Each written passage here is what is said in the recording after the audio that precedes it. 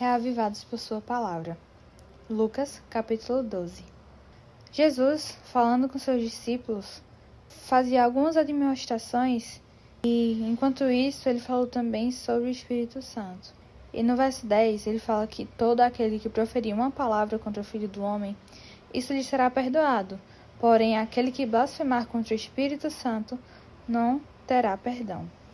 Logo em seguida, ele segue falando para os discípulos que quando eles fossem levados às sinagogas ou perante governadores e autoridades, que não se preocupassem com o que eles falariam diante deles, porque o Espírito Santo os ensinaria na mesma hora as coisas que eles deveriam dizer. E assim serve isso também para nós nos dias de hoje. Sempre que formos falarmos com alguém, formos falar de coisas espirituais, claro que a gente deve se preparar, conhecer a palavra de Deus, mas no momento em que estivermos conversando com aquela pessoa, devemos também estar confiantes de que o Espírito Santo nos guiará.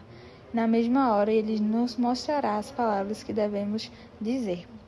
Logo em seguida, Jesus segue contando uma parábola de um homem que era muito rico e no seu campo ele produziu com abundância.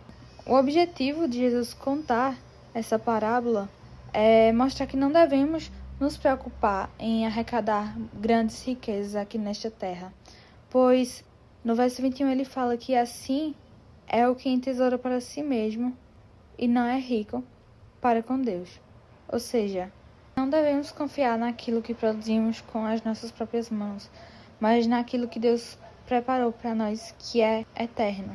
Logo em seguida, Jesus segue falando sobre como não devemos andar ansiosos quanto ao que a gente vai comer ou com o que a gente vai vestir.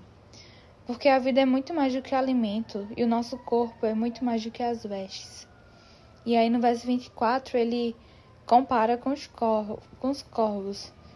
E ele fala quanto mais nós valemos mais que as aves. Ele fala também no verso 7 como nós valemos muito mais que os pardais.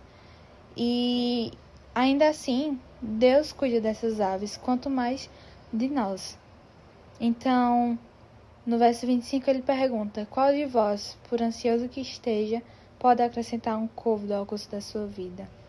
Que possamos confiar em Deus e não ficar preocupados com o dia de amanhã, com o que havemos de beber, vestir, com as inquietações de nossas vidas, porque essas preocupações não são para os filhos de Deus, porque o nosso Pai que está no céu sabe de cada uma de nossas necessidades. Então, que antes de tudo